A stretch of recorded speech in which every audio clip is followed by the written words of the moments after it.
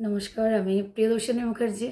আপনাদের সামনে আজকে আরও একটা ভিডিও নিয়ে চলে এলাম। আমার গলাটা একটু মানিয়ে নেবেন। এত খারাপ অবস্থা আমার গলার, আমি ভিডিও দিতেই পারছি না শুধু গলার জন্য। এত সমস্যা হচ্ছে। এগুলো না রিফ্লেক্ট করছে ওখানে, মুখটাও যেন কেমন একটা লাগছে যাকে। তো আশা করি আপনারা সবাই ভালো আছেন। আমি অনেকদিন ভিডিও দিতে পারিনি, আমার এত খারাপ লাগছে, কী করবো আমি, গলা কিছুতেই ঠিক হচ্ছে না। তো যাই হোক, এনিওয়েজ আজকে মিথুন রাশি নিয়ে ভিডিও করছি আমি। মিথুন রাশির লোকেরা সাধারণত কেমন হয়, মিথুন রাশির মানুষরা জীবনটাকে কীভাবে নিয়ে যায় প্রথম থেকে শেষ পর্যন্ত চেষ্টা করবো বলার। আমার যেটুকু ছোটো জ্ঞান, ক্ষুদ্র জ্ঞান আমার, সেটা নিয়ে চেষ্টা করবো বলার। তো মিথুন রাশি হচ্ছে এমন একটা রাশি, যে রাশি নিয়ে বলতে আরম্ভ করলে শেষ করা খুব মুশকিল। তাও আমি চেষ্টা করব এটুকু সময়ের মধ্যে কমপ্লিট করার। মিথুন রাশির অধিপতি হচ্ছে বুধ। মিথুন রাশির ক্যারেক্টারটা কেমন একটু বলে দিই। মিথুন রাশির অধিপতি হচ্ছে বুধ, আর যার রাশির অধিপতি বুধ, সে খুব সুন্দর দেখতে হয় মিথুন রাশির মানুষকে, বিশেষ করে জাতিকা।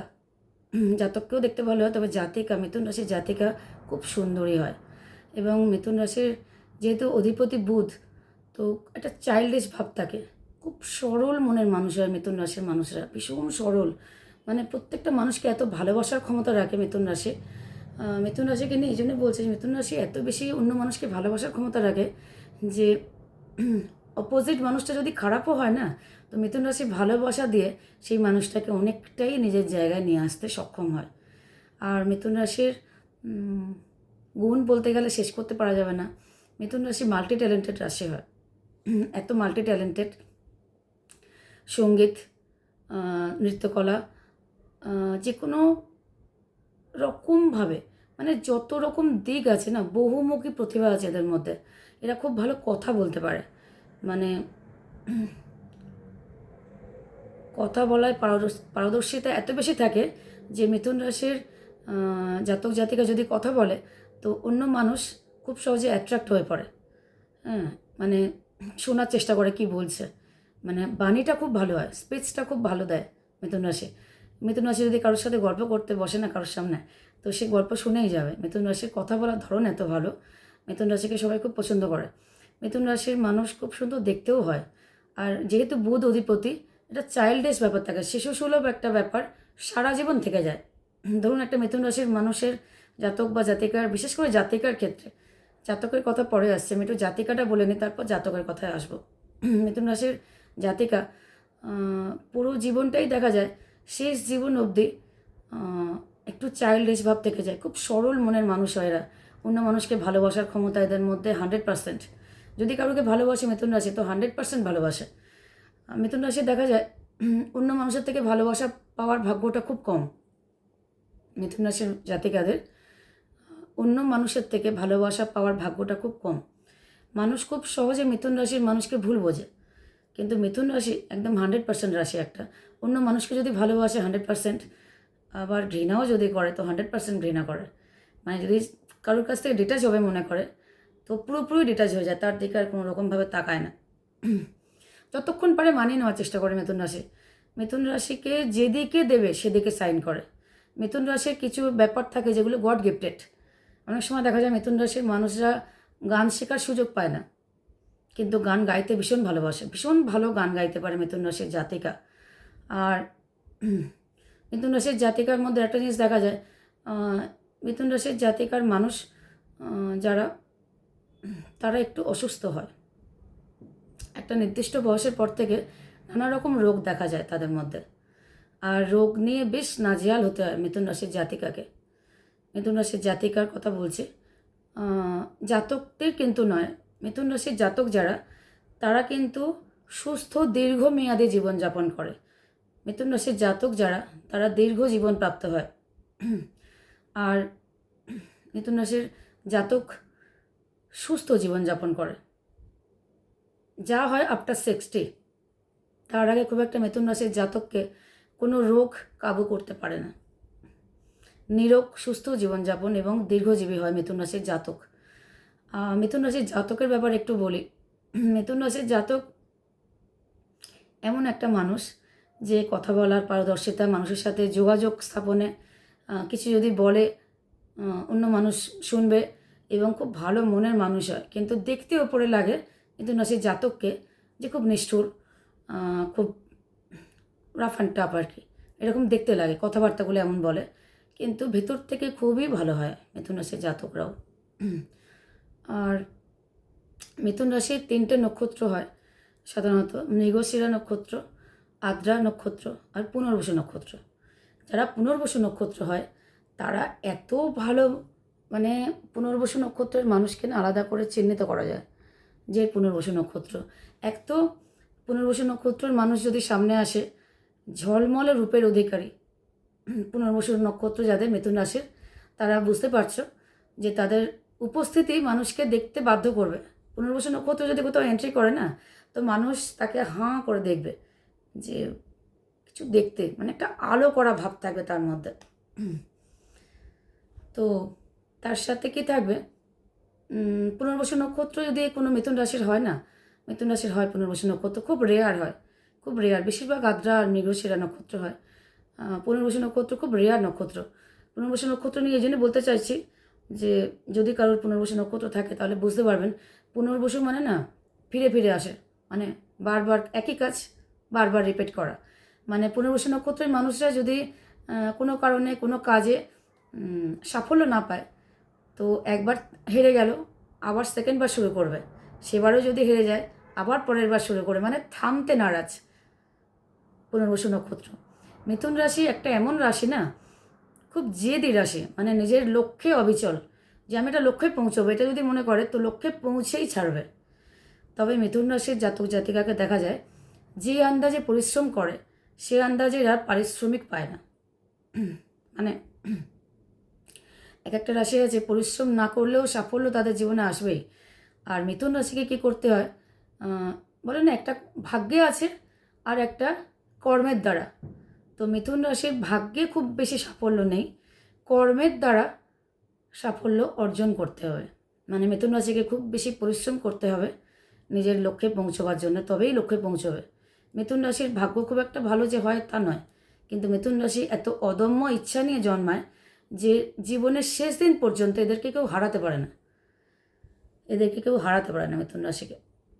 মিথুন রাশির কত কথা বলো। আর একটা কথা বলি মিথুন রাশির সম্পর্কে, সেটা হলো অনেকে জিজ্ঞাসা করে মিথুন রাশি কাদেরকে বিয়ে করবে। মিথুন রাশি তুলা রাশিকে বিয়ে করতে পারে, মেষ রাশিকে বিয়ে করতে পারে, এদের সাথে আর কি কুম্ভ রাশি, এদের সাথে মিথুন রাশির সম্পর্কটা ভালো হয়, যেহেতু এরাও বায়ু রাশি, মিথুন রাশি নিজেও বায়ু রাশি, সেহেতু এদের সাথে সম্পর্কটা খুব ভালো থাকে, মানে খিটখিট হয় না সবসময়। আর যদি মিথুন রাশির সাথে মিথুন রাশির বিয়ে হয় তো রাজ্যটক মিল বলা হয়। তো আর একটা কথা বলি, মিথুন রাশির না কোনো সময় কিন্তু ডিভোর্স হয় না। মিথুন রাশি নিজেদের সংসারকে বাঁচিয়ে রাখতে এত ভালোবাসে, সম্পর্ককে খুব বেশি মূল্য দিতে জানে মিথুন রাশি। একটা সম্পর্কে যদি একবার আবদ্ধ হয় সেই সম্পর্ককে খুব বেশি মূল্য দিতে জানে মিথুন রাশি। এবং মিথুন রাশির মানুষরা মন এত তুলতুলে হয় না, মানে নরম তুলতুলে মন এদের। এরা প্রত্যেকটা মানুষকে সাহায্য করার চেষ্টা করে, নীতিবিরুদ্ধ কাজ পছন্দ করে না, অন্যায় কাজ খুব কম করতে পছন্দ করে, সবসময় সত্যি কথা বলার চেষ্টা করে। মিথুন রাশির জাতিকা কিন্তু মিথুন রাশির জাতক নয়। মিথুন রাশির জাতক কি মনে করে যে আমার কথা সবাই শুনে চলুক, তাহলে মিথুন রাশির জাতকের মন পাওয়া যায়। কিন্তু সবার পক্ষে কারোর কথা শুনে চলা সম্ভব হয় না। আর মিথুন রাশির জাতকদের দেখা যায় মিথুন রাশির জাতকরা কিন্তু সঙ্গীকে হারিয়ে ফেলে। মানে মিথুন রাশির জাতক তার বউয়ের মৃত্যু দেখে তারপর সে মারা যাবে এবং নিঃসঙ্গ জীবনযাপন করে লাস্টে। মিথুন রাশির জাতক নিঃসঙ্গ জীবন অনেকটা লাস্টে কাটাতে হয় মিথুন রাশির জাতককে। শেষ জীবনটা ভালো না মিথুন রাশির। আর মিথুন রাশির জাতিকা যারা, তাদের কিন্তু আয়ু খুব বেশি হয় না। মিথুন রাশির জাতিকার আয়ু 60-এর মধ্যেই থাকে, কিন্তু সেখানে মিথুন রাশির জাতক যারা, তারা 85-86 বছর অবধিও বাঁচে, অনেকে 90 অবধিও বাঁচে এবং সুস্থ জীবনযাপন করে। মিথুন রাশির জাতকদের লাস্টে একটা রোগ খুব জ্বালায়, সেটা হলো সুগার।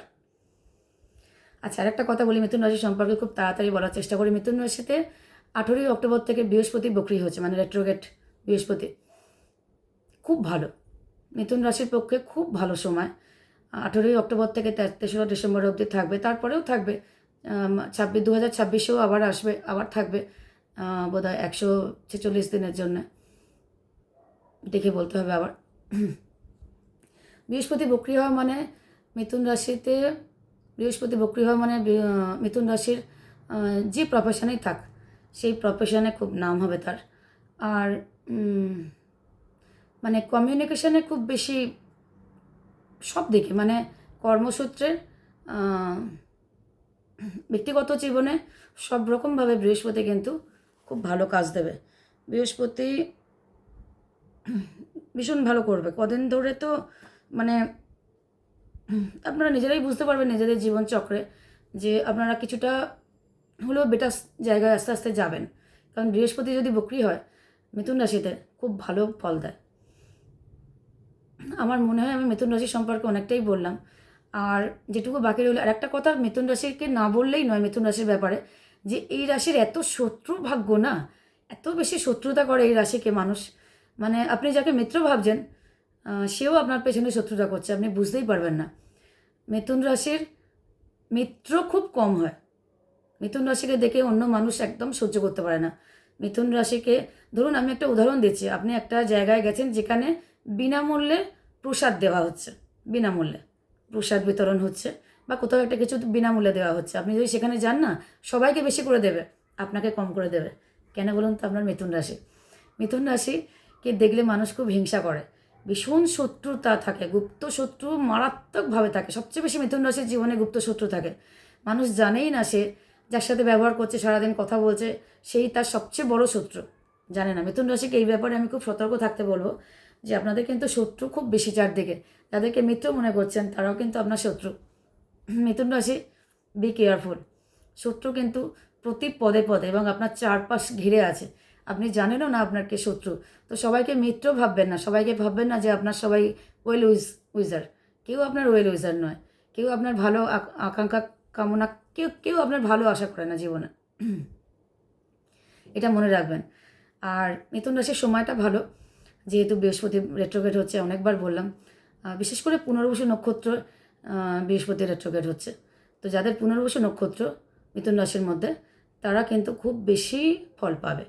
আর সবাইও পাবে, কম পাবে একটু, কিন্তু যদি পুনর্বসু নক্ষত্র হয় অবশ্যই খুব বেশি ফল পাবেন। আর মিথুন রাশির যারা জাতক জাতিকা, বৃহস্পতি এসছে যেমন ভালো করবে, একটু ক্ষতিও করবে। স্টমাক নিয়ে একটু ভুগবেন আপনারা। মিথুন রাশির জাতক জাতিকা স্টমাক নিয়ে খুব ভুগবেন, একটু অ্যালার্জি হতে পারে আপনাদের শরীরে। আর জাঙ্ক ফুড বা এই ধরনের খাবার একটু কম খাবেন, কারণ শরীর একটু প্রবলেম করবে বৃহস্পতি রেট্রোগ্রেড হওয়া মানে। আজকের মতো এইটুকুই। নমস্কার।